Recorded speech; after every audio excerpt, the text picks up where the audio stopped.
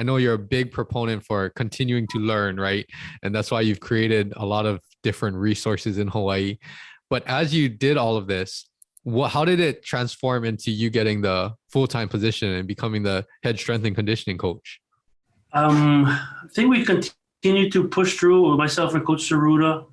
And then my main goal was to get a full-time position. I mean, I wanted to be a full-time thing just so I could get the benefits. I could, medical, all the things that the full-timers had. I just wanted to get to that status.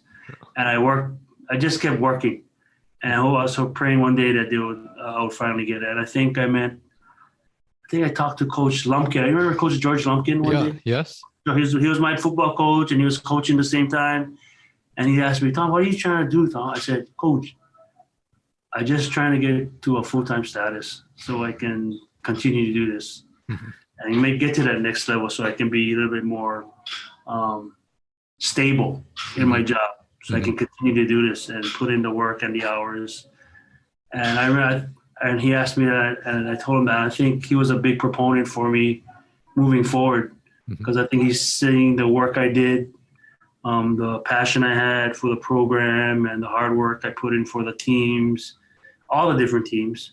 And I think he was one of the guys that kind of helped me try to get to that level. And then I finally got it. I think I was here for 5 years, I think. And then I got to that level. And then I think Coach Saruda ended up leaving soon after. I think he had another position offered to him on the mainland. And he went to the mainland. So that left just me pretty much by myself for all these teams. So I took over the whole thing after that. So and I tried to find different ways to get help. Like I would talk to the kinesiology guys. I would talk to guys who was training and see if we could get some extra help and just extra eyes in the weight room. So that's how I got the full-time position. And after that, I just started slowly trying to figure out how we can build this thing and get more support for the strength and conditioning program so we could better support our teams and coaches. Yes. So when this all happened, when you were there by yourself at one point, that was like early 2000s, around 2000s?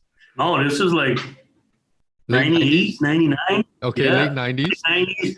And then, when Coach Jones came in. Got it. And then Coach Jones brought in Coach Mel DeLaura. Yes. So he was the head for football. And then I was overseeing everything else. Got it. So how long did it take to get more staff, more help, even GA positions? Explain a little bit about those struggles trying to staff. We are Division I program. So how do you actually staff and get more help to where you are now? Wow. It was at first, I had to be very creative. I had a budget. I think I had a work study budget of so much money. I went to the admin and I said, you know what? I'll give up all this money if you give me a GA. You know what I mean? I'll trade. I had to make deals. I'm trying to figure out how I can make things work. And at first I used the work study because that was only a quarter of our budget. The rest would come from federal. So I used that a lot to get people to come and help. And then I ended up actually making a trade with admin to, hey, I'll give you this money back. I don't want it. Give me on GA. And I think that was the first move in getting a GA. Got it. And my first GA was Brian Schroeder of Samson Equipment. Okay. And that's his family owns Samson Equipment. Got it. Now he's going to be the next guy to take over Samson Equipment. So he was my first GA. And out of when he first came out from Las Cruces. So after him, I think we had one. Then slowly, I think I talked to different administrators and coaches to build the pool where we could get now 2. Got it. And then slowly, I just use different statuses and reports from the conferences and compared us to different places. Hey, this is the WAC. This is what BYU has. This is what Air Force, Mexico, Wyoming. This is what they have, and this is what we have. That's not right. So we go one more then. So slowly, we got the tables turning and we got to build our staff slowly. But it was a slow process. And we're still continuing try to build it even more. Right now, we currently have 4 full-time. One is strictly football. Mm-hmm. And then we have 3 GAs, so 7 on staff. And that's a huge change from where we came from. Mm-hmm. But I think we can still do better. We're just talking about it pretty recently, like last month or a couple months ago. But across the Mountain West, some of them have a lot of staff just focused on football, right? Yes, so yes. The numbers still need to grow, but I think with the staff and numbers that you do have, the amount of things that you do for the student athletes, that is amazing. So, even though short staffed, hopefully it's something that there'll be more value and you can get more and more staff in there. No, yeah, it's good because like I explained to you guys, you guys are so lucky. You guys, it's a piece of cake. You guys got 3-4 teams. That's nothing. I mean, compared to 18, yeah, I don't feel sorry for these guys. Yeah. You gotta do. I mean, compared to where we came from in the past and where it is right now, it's much better for all of the teams and programs. Mm-hmm. But nowadays, they want even more. They want coaches at practices. They want them to travel. Mm-hmm. So that's great. That's great. And then if we can continue to build our numbers, then we can give even more specific attention to the teams that we're with, and that's what we try to do. So with the GAs, you increasing those positions, how long did it take to actually get to your 4 full times?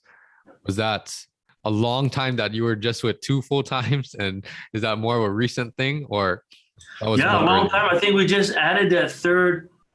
Well, the football one was kind of ongoing with football. Mm-hmm. They always had their own guy. But for a long time, we were doing football. Yes. You know what I mean? It was like I was doing football and everybody else. Yes. And then now you get, I don't know. I think it just depends who the coach that comes in. If they want certain things, they didn't make it happen. Mm-hmm. So some of the later coaches wanted their own guy, which is good. Mm-hmm. So they created one for football, and that's great. So now you got a football guy. That helps us because that brings the extra number on. But I mean, when we were doing it, nobody was thinking about all that other stuff. But so you see how it goes. But a lot of it has to do with people that come from bigger programs. You know what I mean? When they come here, they see, hey, we need this, we need that, and that helps as well. Because sometimes our administration cannot see outside of what we're doing here. When other people come in, they explain what's going on. Then they have a better understanding of what is needed and what is lacking. Mm-hmm. So I think that helped build that football position one.